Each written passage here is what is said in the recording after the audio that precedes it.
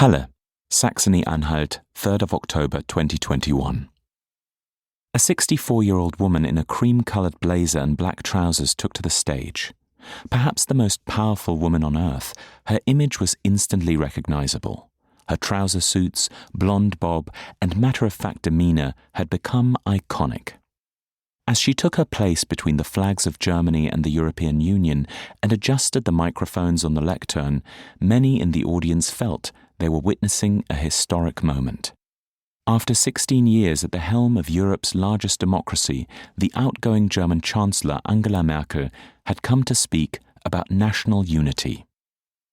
The 3rd of October is the closest thing Germany has to a national day. Known as German Unity Day, it marks the anniversary of the country's reunification in 1990 after 41 years during which two separate German states existed: the Federal Republic of Germany, FRG, in the west, and the German Democratic Republic, GDR, in the east. 31 years to the day had passed since then, not enough time to bury the era of German division in the depths of history. On the contrary, reunification, the outgoing Chancellor began her speech, was an event that most of us have experienced consciously and that has changed our lives. 1990 was a watershed moment not just for the nation, but for Merkel personally. It marked the beginning of her steep rise to the pinnacle of German politics. In 1954, when she was only 3 months old, her father had moved the family from West to East Germany.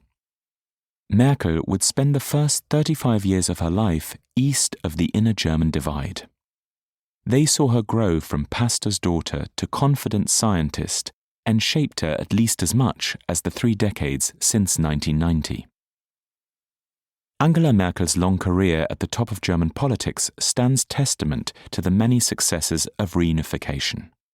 When the East German state that had been her home suddenly disintegrated and became part of the West German system it had opposed for so long, Merkel hit the ground running without looking back.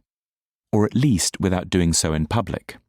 She understood that on paper her East German background was a political asset in a country that wanted to show it was now a united nation.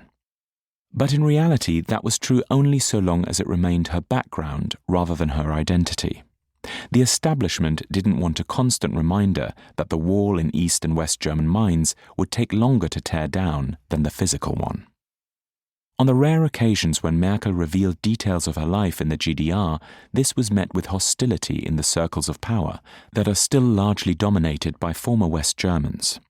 When she said in 1991 that her doctoral dissertation in 1978 had required her to write an essay entitled "What is the Socialist Way of Life?", journalists moved heaven and earth to find the piece.